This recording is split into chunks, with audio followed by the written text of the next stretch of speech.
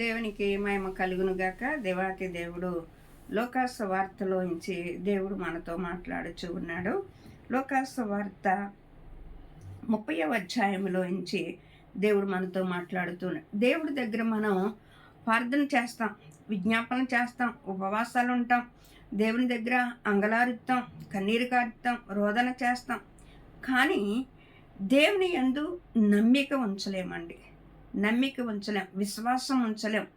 దేవుడు ఇక్కడ ఏమంటున్నాడు అంటే, మరి ఏమి తిందుమో ఏమి త్రాగుదుమో అని మీ వస్త్రముల గురించి అయినను, ఏమి తిందుమో అని మీ దేహం గురించి అయినను మీరు విచారించవద్దు, అనుమానించవద్దు.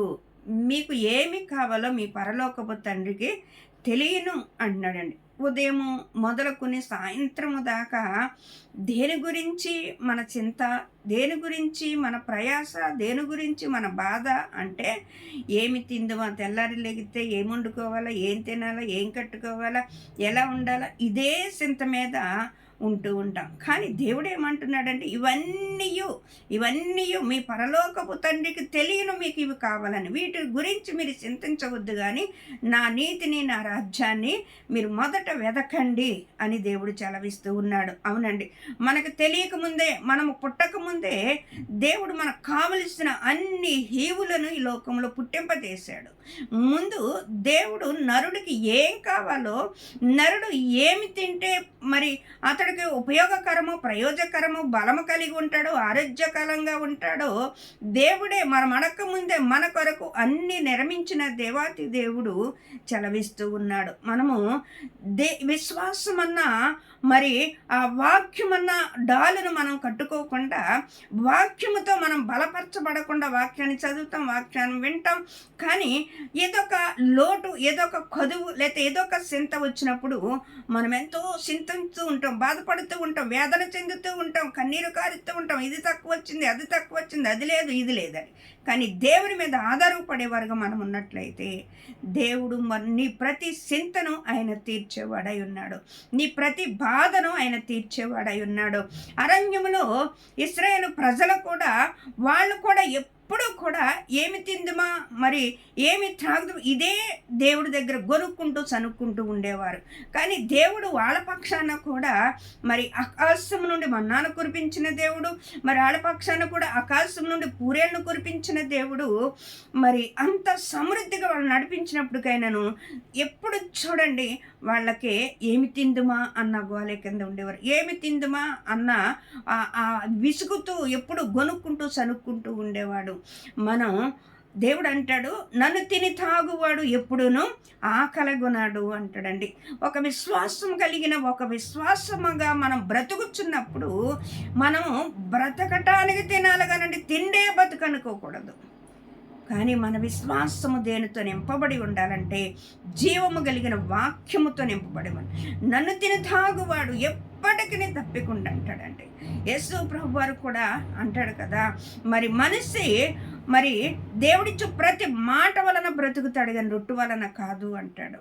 మనం దేని గురించి తెల్లారి లేగితే బాధపడుచున్నాం, తెల్లారి లేస్తే నా విశ్వాసం ఎలాగుంది, నా ఆత్మీయత ఎలాగుంది, నా బ్రతికి ఎలాగుంది, నేను దేవునికి ఈ రోజంతా ఎలా బ్రతికాను, ఎలా జీవించాను, అయ్యో ఈ రోజంతా నేను దేవునికి అయసకరంగా బ్రతికైనా, రోతకరంగా బ్రతికైనా, ఈ రోజంతా నేను దేవునితో గడిపేనా, దేవుని కార్యాలు నేను చూచానా, లేకపోతే దేవుని పక్షాన్ని నేను నిలబడి విజ్ఞాపన చేసానా, ఇలాంటి ఆలోచనలు మనకు ఉండవు కానండి. మనం ఎప్పుడు చూడు ఏమి తిందుమా అన్న ఆలోచన మనకి ఎక్కువగా ఉంటుంది. ఒక విశ్వాసి, ఒక ఆత్మీయ బిడ్డ, ఒక రక్షించబడిన బిడ్డ ఎప్పుడూ కూడా జీవాహారముతో బ్రతకటానికే చూస్తుంది. ఈ జీవాహారము ఎప్పుడైతే భుజిస్తూ ఉంటామో మనకు ఆకలి దప్పుకలు కూడా తెలియవండి. మోసే మరి 40 రోజులు ఆ సినాయి పర్వతం మీద ఏం తిన్నాడు?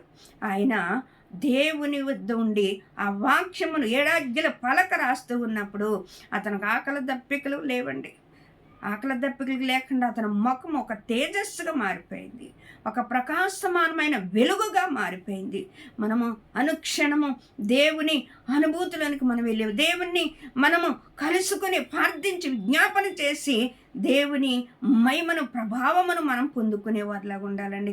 ఎక్కువగా దేవుళ్ళు గడిపే ఒక వ్యక్తి ముఖం ఎలాగుంటుందంటే ఆ ముఖం ఒక తేజస్సుతో వెలుగుతూ ఉంటుంది, ఒక మహిమతో వెలుగుతుంటుంది, ఒక ప్రకాశంగా ఉంటుంది. ఆ ముఖంలో ఒక శాంతిగా, ఒక సమాధానం, ఒక నెమ్మది కనపడుతూ ఉంటుంది.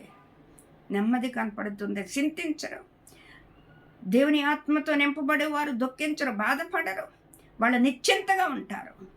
అలాంటి వాళ్ళల్లో దేవుని ఆత్మతో నింపబడి కుమ్మరించబడి దేవుడు తేజస్సు ఎదుట వాళ్ళు చూసేవారులాగా దేవుడు వాళ్ళ హృదయాన్ని నింపుతాడు. దేవుడు అంటున్నాడు, అనుమానించవద్దు, అనుమానించవద్దు. అనుమానంతో మనం బ్రతకూడదండి. ఈ నెల గడిచింది, వచ్చే నెల ఎలాగా అనుమానిస్తూ ఉంటాం. ఇంక ఈ నెల గడయలేదు, వచ్చే నెల మనం ఉంటామో, దేవుడు పిలిపోతే వెళ్ళిపోతాం మనకు తెలియదు. కానీ వచ్చే నెల గురించి మనం విచారిస్తూ ఉంటాం.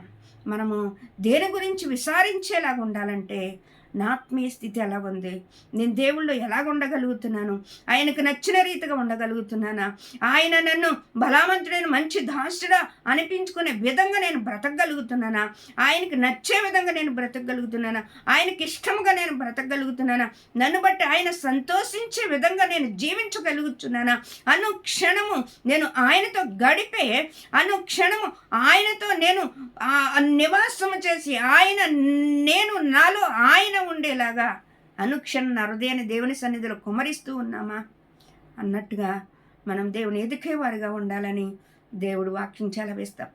దేని కొరకు బాధపడు, దేని కొరకు చింతించవలసిన పని లేదు. నీ చింత యావత్తు దేవుని మీద వేయమని దేవుడే చలవిస్తూ ఉన్నాడు. కాబట్టి రేపటి గురించి నువ్వు చింతించవు, ఏనాటి కీడు ఆనాటికి చాలును అని దేవుని వాక్యం చలవిస్తూ ఉంది. దేవుడే మనతో చెబుతున్నప్పుడు మనం ఎందుకు చింతించాలని? మనం ఆయన బిడ్డలం. 6 రోజుల్లో సమస్తమును నిర్మించిన నిర్మాణకుడైన దేవాతి దేవుడై ఉన్నాడు. నువ్వు అడక్కముందే నీ అక్కర్లన్నీ ఎరిగిన దేవుడు. నీ ప్రతి అవసరత క్రీస్తు మహిమలో తీర్చబడుతుందని చలవిచ్చిన దేవుడు. ఆయన కొరకు మనము ఎదురు చూద్దాం, మన భారమంతా ఆయన మీద వేద్దాం, మనము సమస్తమును ఆయన మీద అనుకుందాం. ఈ కొద్ది మాటలు దేవుడు తన ఇనుకుల్లో దీవించునుగాక. ఆమేన్.